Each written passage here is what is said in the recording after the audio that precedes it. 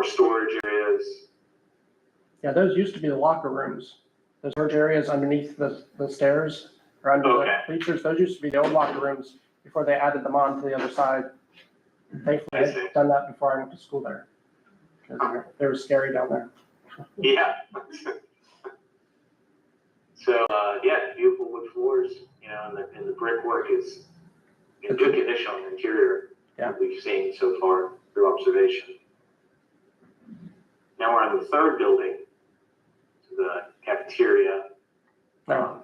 Or not the cafeteria, but this is more of the auditorium. Mhm. And metal roof. And then keys you into the key plan, third building, and you got the axonometric model. And then you have the existing auditorium. What we've counted is 489 seats, Mm-hmm. roughly, that you have currently, which is great. That sounds right. Yeah, that's what I was. 489.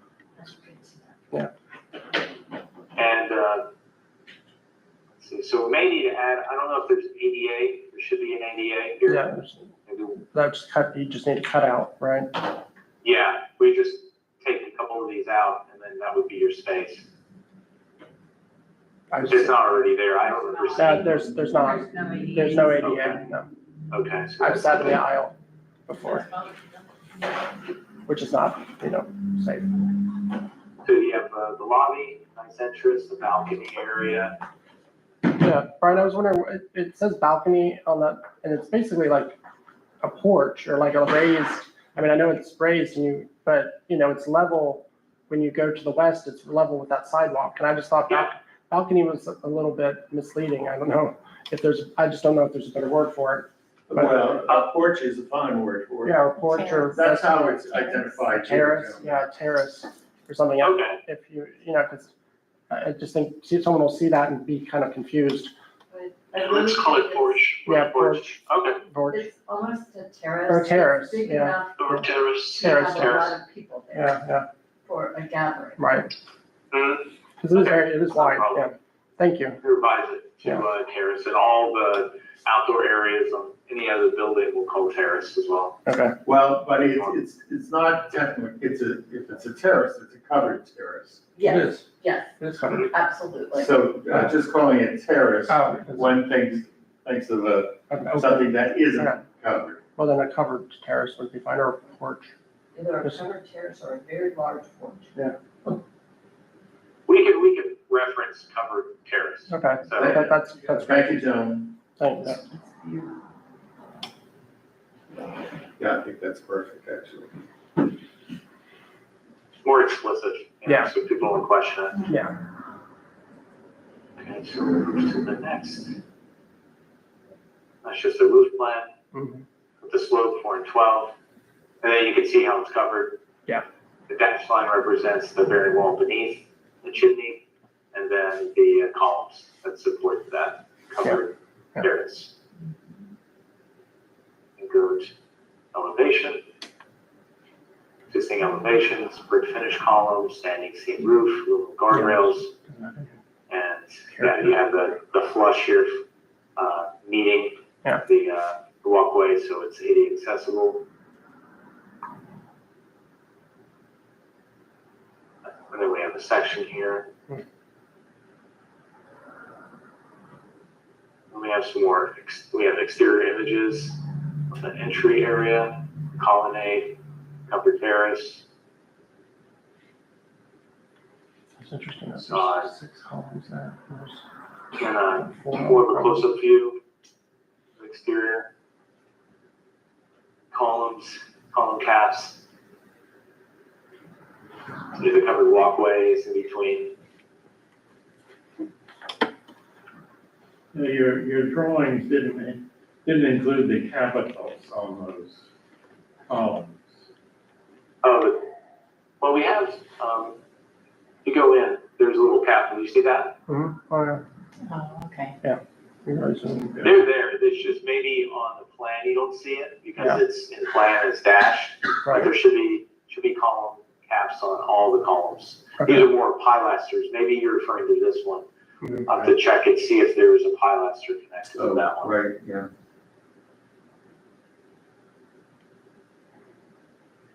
Yeah, so that just dives right into it, so we just need to extend that. They're more prominent in real life.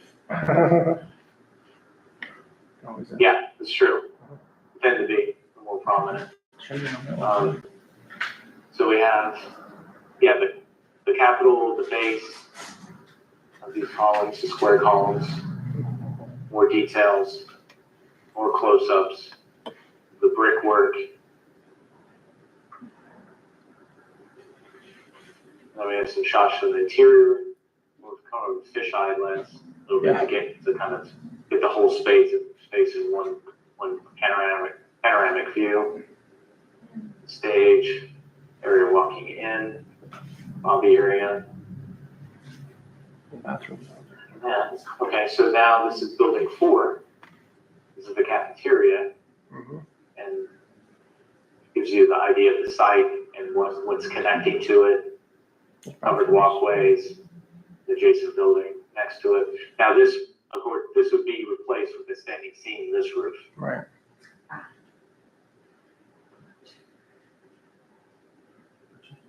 And we have the cafeteria existing conditions. On the key map, it kind of cues you in on what we're looking at, Mhm. where it's located. You have the offices, you have the kitchen, cafeteria, walk-in cooler, walk-in freezer, janitor's closets, better access from the exterior, teacher's lounge, staff lounge. And then you have these restrooms, men's and women's, with the staff bathroom in the middle. Oh, that was neat. Yeah, this is gonna be a nice, perfect space for adaptive reuse. Mhm. Well, that was only 2003. Yes. Here's the roof with the 412. And this would become a standing seam roof. And we have the elevations. Calling out the existing materials, louvers, shingle roof, exhaust fans, red brick finish. Then a simplified section cut through. And exterior images, the facade, the condition, walkways, covered walkways, parking area Mhm. adjacent to the building, where the ADA accessibility is, parking. More details, more kind of close-ups, fence, and interior images, the existing exterior, the restrooms. And then, so this is the 5th building. Yeah. And this would be the archive, the library, the digital area for continual learning and the digital space. But obviously those are proposed uses. We could always modify and add to. You have courtyards, which is really nice to Yeah. experience. Sure. Covered walkways to connect. Then you have the axonometric over here on the drawing set and the key plan to cue you in. And then we have first floor, Mhm. which is interesting to see all the colonnaded areas, Yeah. all the connections, and the courtyards. This is going to be a fantastic adaptive reuse for this building. You know, with all the different spaces that are going to be used for It's a big, library, archive. it's a big building too. I mean, it has almost as much square footage as building 1 Yes. upstairs does. Mhm. Yeah, it's around 9,130 square feet, so. I know, it's huge. And I mean, we didn't use that in the classroom or the science lab.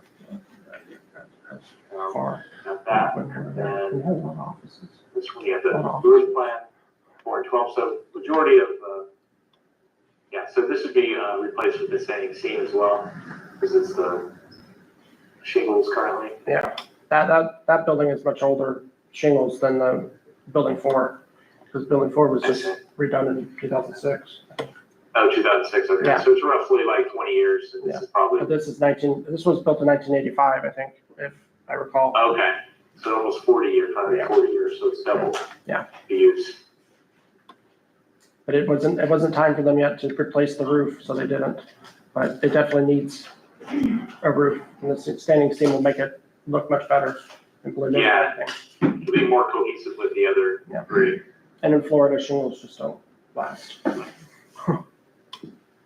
then we have elevation, aluminum windows, red brick finish, shingle roof existing. Say vinyl casing, window louvers, concrete beams are supporting the little roof garden area. Mhm. They have a section, simplified section through it, and then existing images, the exterior of the courtyards, all little micro courtyards. Mhm. Great spaces for reading, sitting out Oh, yeah. outside in nature. More detailing, show these little plus detailing through the brick, which is really unique. Mhm.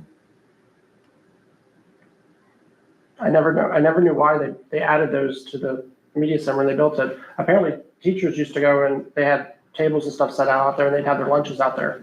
But students were never allowed out there before. So we didn't know they were there.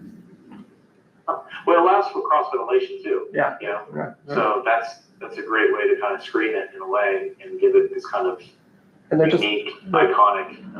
yeah, the details are really neat. And on the one on the other side has it's like a little pond almost. It has like a lowered thing in the middle of the courtyard. So it's like a little fish pond or something. It's really, Mhm.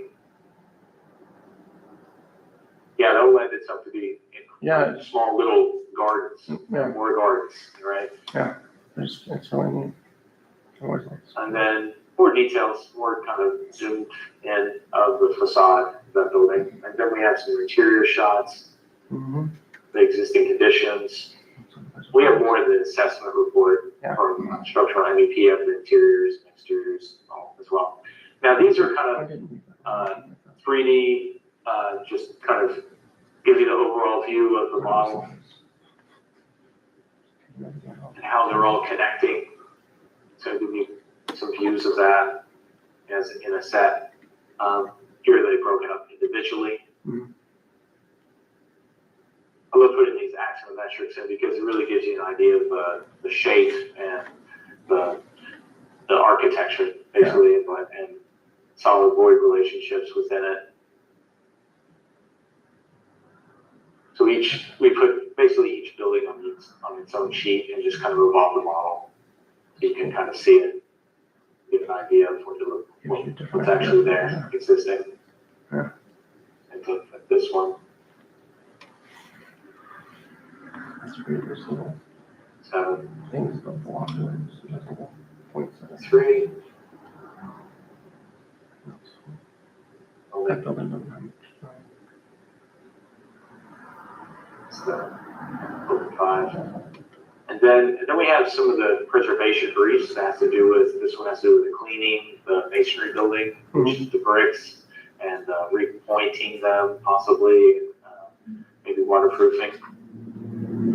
Hydrophobic kind of layer possibly, depending on what's needed. These are from the Secretary of Interior Standards for preserving the buildings. Repointing joints, historic masonry buildings, it gives you kind of a methodology on how to do that. So the contractor can go by these and not do anything that's outside or outstepping the preservation standards. Mhm.